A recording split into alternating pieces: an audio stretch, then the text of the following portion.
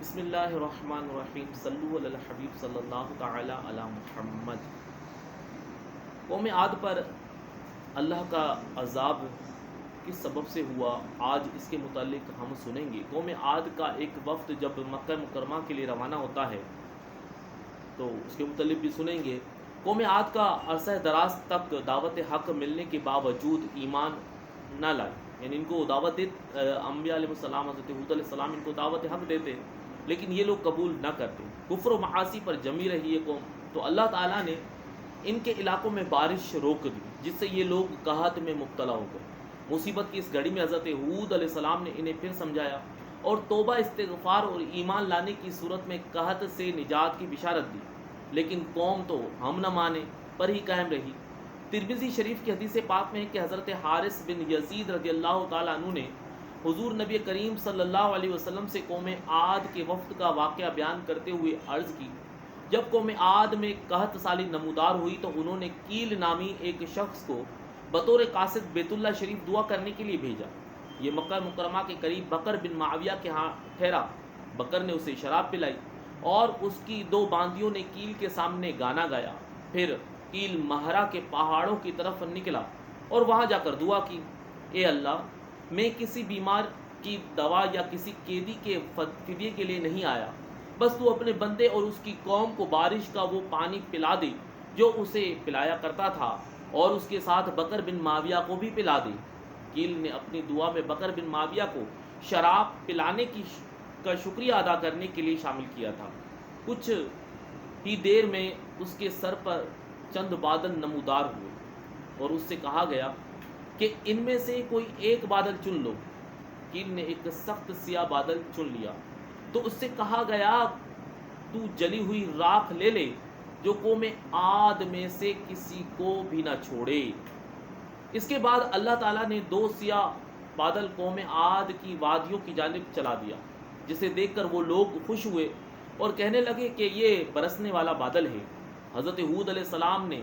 ان سے فرمایا، یہ برسنے والا بادل نہیں بلکہ یہ تو وہ عذاب ہے جس کی تم جلدی مچا رہے تھے۔ سن لو، اس بادل میں دردناک عذاب پر مشتمل ایک آندھی ہے۔ قرآن پاک میں اللہ جل شانہ ارشاد فرماتا ہے، ترجمہ، پھر جب انہوں نے اسے یعنی عذاب کو بادل کی صورت میں پھیلا ہوا اپنی وادیوں کی طرف آتا ہوا دیکھا تو کہنے لگے، یہ ہمیں بارش دینے والا بادل ہے۔ کہا گیا کہ نہیں، بلکہ یہ تو وہ ہے جس کی تم نے جلدی مچائی تھی، یہ ایک آندھی ہے جس میں دردناک عذاب ہے۔ قوم نے آپ علیہ السلام یعنی حضرت ہود علیہ السلام کی تنبیہ کو انسنا کر کے اپنی توجہ بادل کی طرف رکھی اور اسے دیکھ کر خوش ہوتے رہے، جبکہ حضرت ہود علیہ السلام اہل ایمان کو ساتھ لے کر کفار سے خود فاصلے پر تھوڑا دور جا کر آپ ٹھہر گئے۔ جب بادل قریب آئے تو قوم عاد نے ایک ہولناک آواز سنی، پھر تند و تیز، نہایت سرد، خشک، خیر و برکت سے خالی اور سخت سناٹے دار آندھی چل پڑی،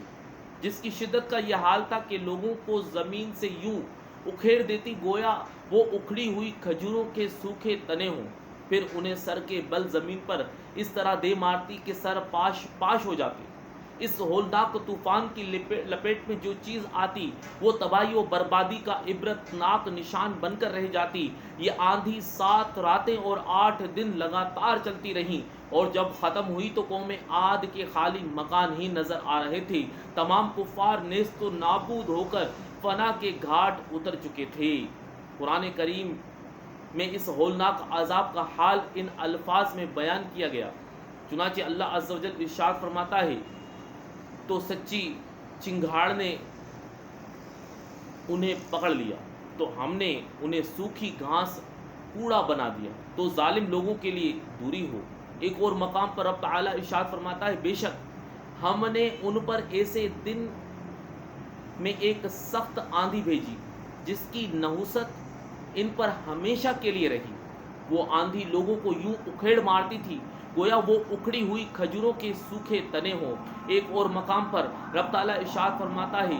اور قوم عاد میں بھی نشانی ہے،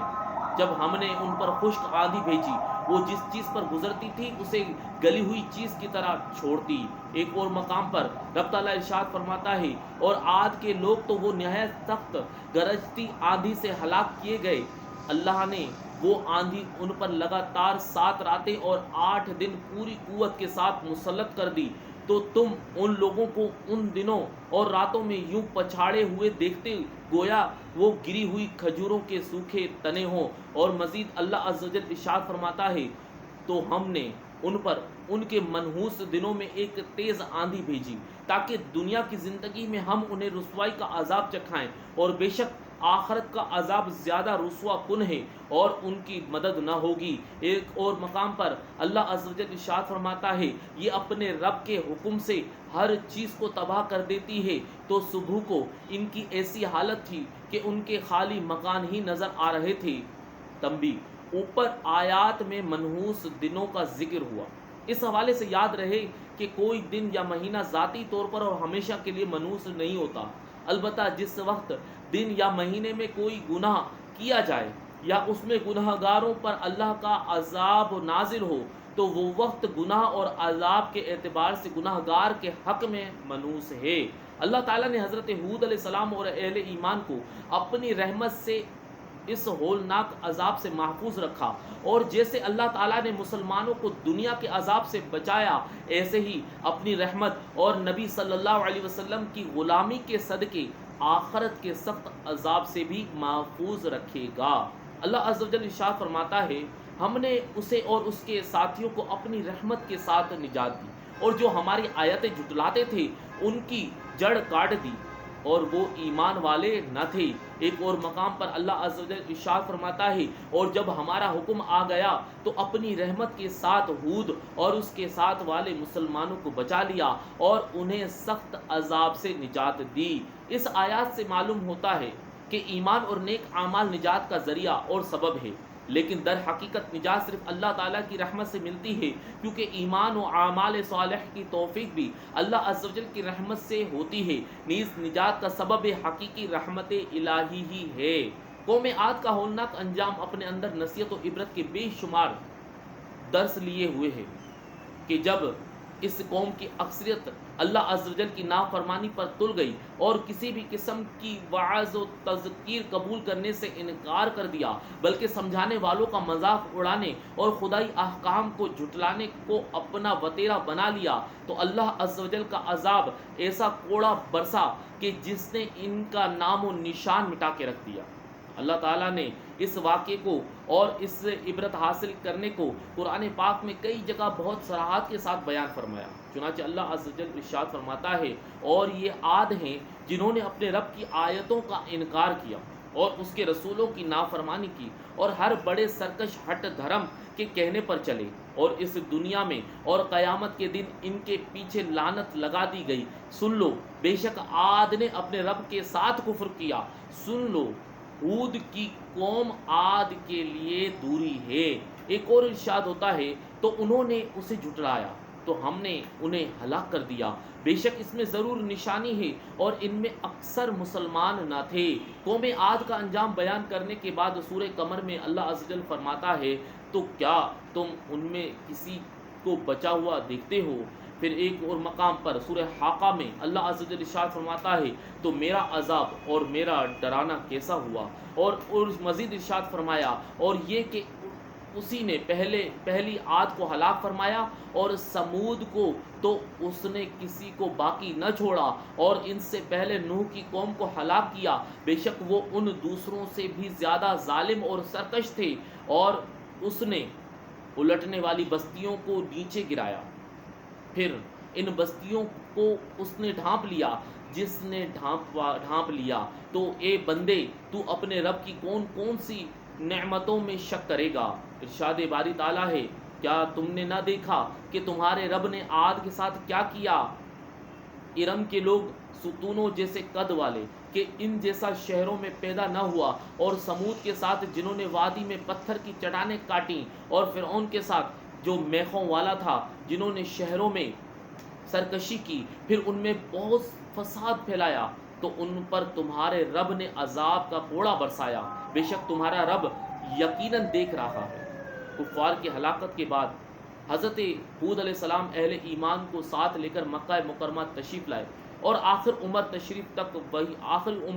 شریف تک آپ وہیں پر رہے، اللہ تعالیٰ کی عبادت کرتے رہے۔ ایک روایت کے مطابق دیگر انبیاء علیہ السلام کا بھی یہی طریقہ رہا ہے۔ چنانچہ روایت میں ہے کہ جب انبیاء میں سے کسی نبی کی امت ہلاک ہو جاتی تو وہ نبی علیہ السلام مکہ مکرمہ تشریف لے آتے اور یہیں وہ نبی علیہ السلام اور ان کی قوم کے مسلمان عبادت الہی کرتے یہاں تک کہ ان کا انتقال ہو جاتا۔ چنانچہ مکہ میں ہی حضرت نوح، حضرت ہود، حضرت صالح، حضرت شعیب علیہ السلام کا وصال ہوا اور ان کی مبارک قبریں زمزم اور حجر اسود کے درمیان میں ہے۔ اور حضرت مولا علی کرم اللہ وجہ الکریم کی ایک روایت کے مطابق آپ علیہ السلام کی قبر مبارک یمن کے شہر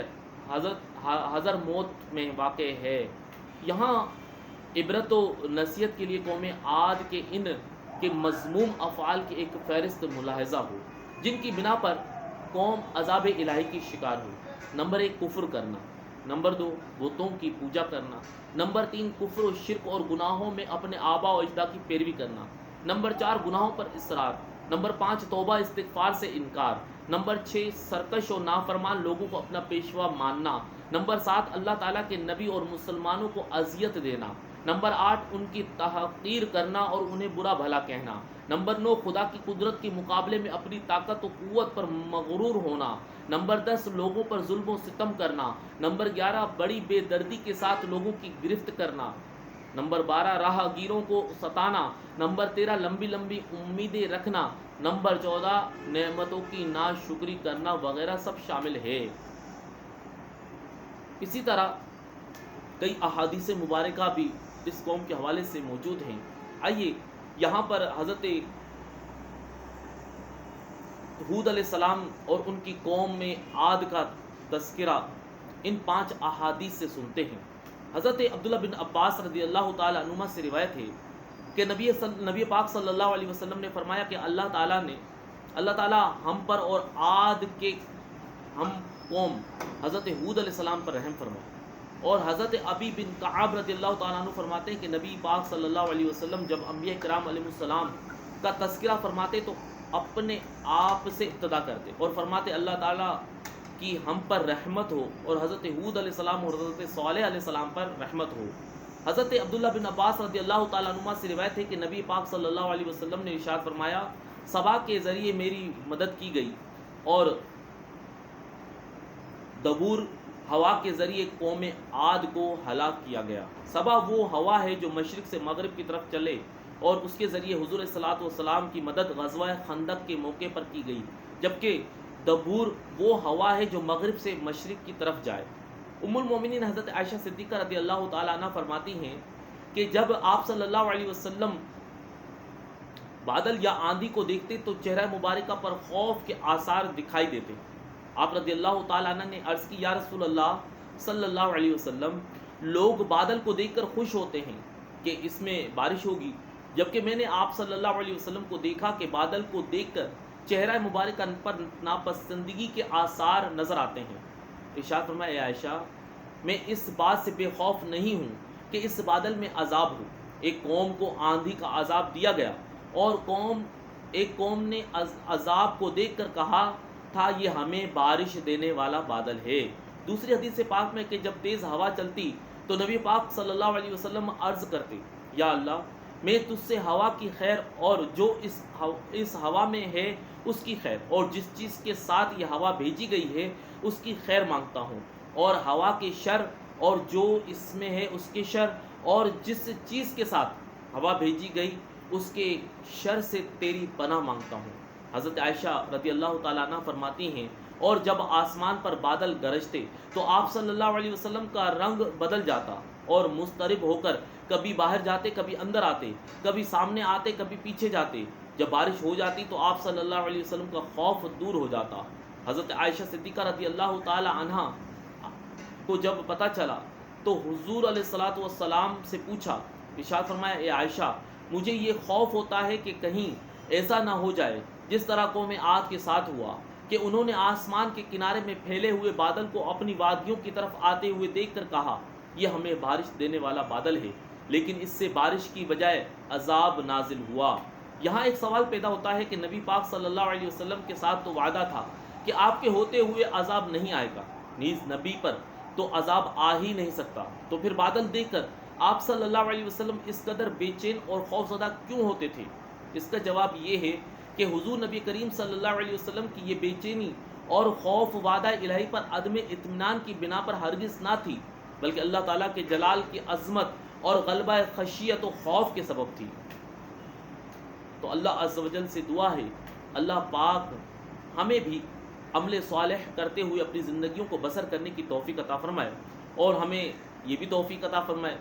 کہ آج ہم نے جو بیان سنا اس کو ہم دوسروں تک پہنچائیں، تاکہ گناہوں سے زیادہ لوگ توبہ و طائب کریں اور اللہ کے ہر عذاب سے اپنے آپ کو بچانے کی کوشش میں لگے رہیں۔ یقیناً اللہ کے عذاب سے اللہ کی رحمت ہی ہمیں بچا سکتی ہے، لیکن توبہ و استغفار،